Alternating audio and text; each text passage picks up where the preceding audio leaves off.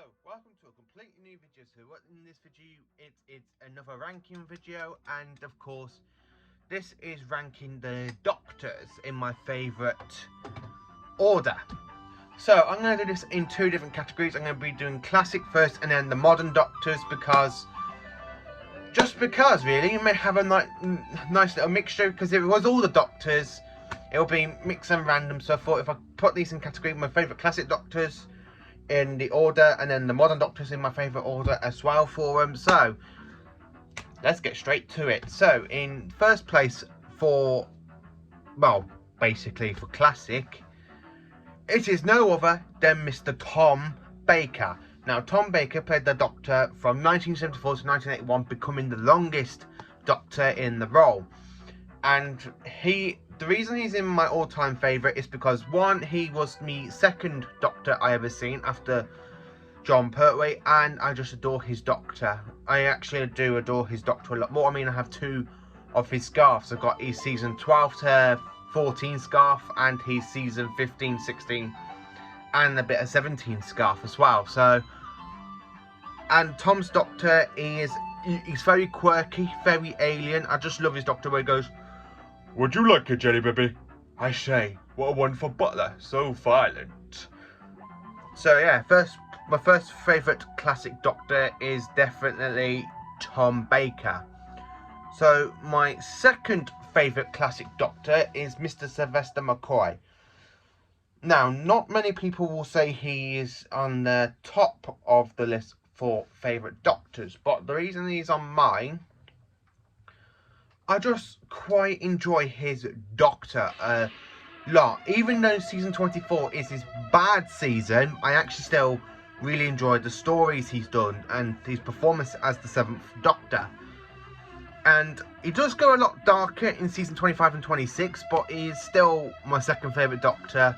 I just love how dark, how silly his Doctor can be, but when you combine the two together in season 25, it's just absolutely fantastic and amazing. He's just such a fantastic actor to play the 7th Doctor. So my third favourite classic Doctor is Mr. Patrick Troughton.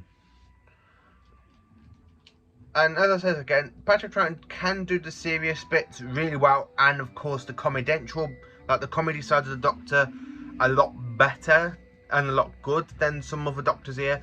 And he's in second, well, he's basically in third place because I just adore his era. So much of it has been, I mean, literally looking at it now, we've got 4 of his stories that's been animated, and quite a lot of them are on DVD. Basically, season 6 is nearly complete. We just need Space Pirates for that. And his whole last season is just fantastic. Not many people like the Dominators, but I absolutely quite enjoy the Dominators. I don't think it's the worst.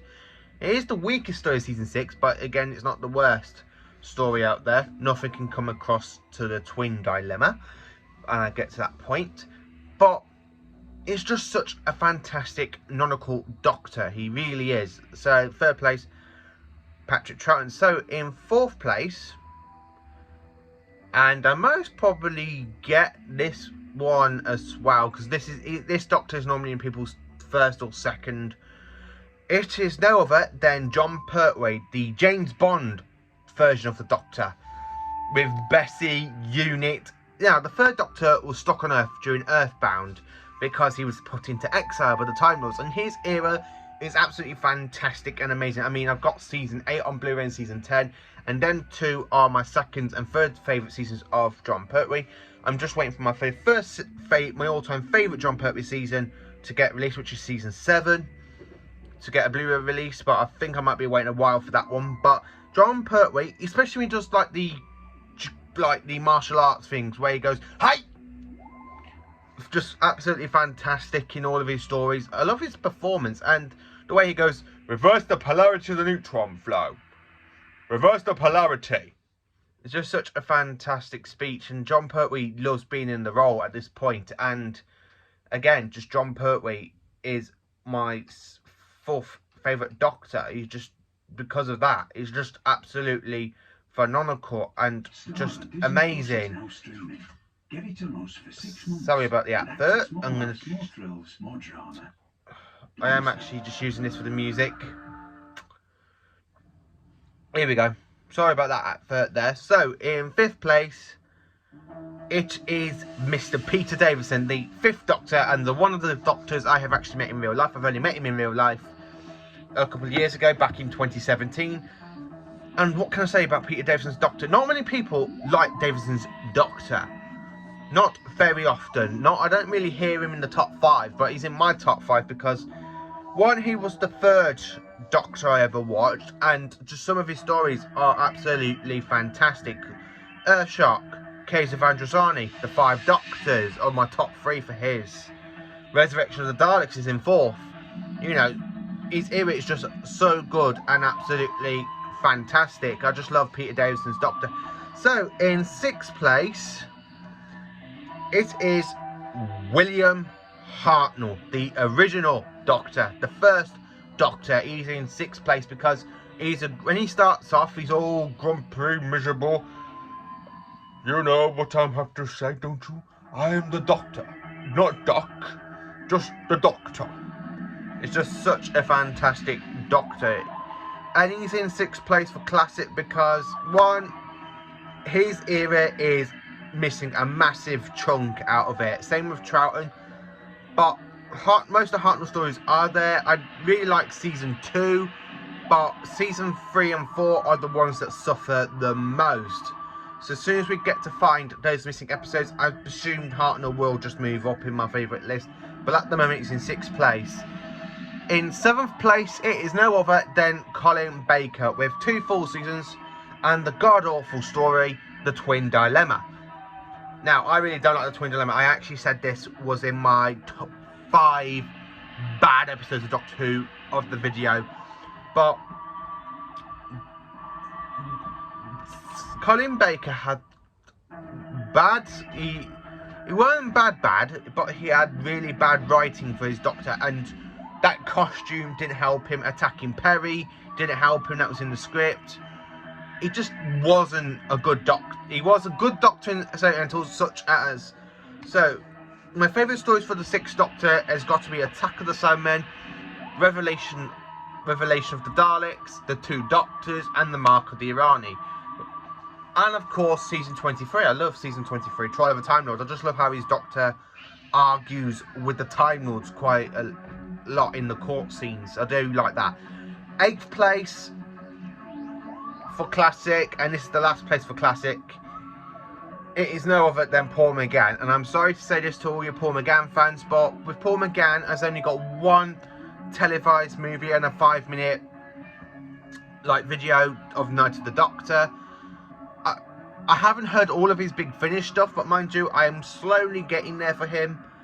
And he is good in Big Finish, but for TV appearance, which I'm talking about in this video only, the movie ain't really that strong for him. He's a good Doctor. You can tell he's got the potentials to become higher up, but he wasn't just given the chance. So, yeah, I'm sorry for that. So, for modern Doctors, so now we're coming into like I said, the modern part of the Doctors. So, in 1st place for the moderns, it is no other than Peter Capaldi, the 12th Doctor, because he's in 1st place because his era of the Doctor in Doctor Who was just phenomenal. I just love his era a lot more than to some of the other Doctors in this list.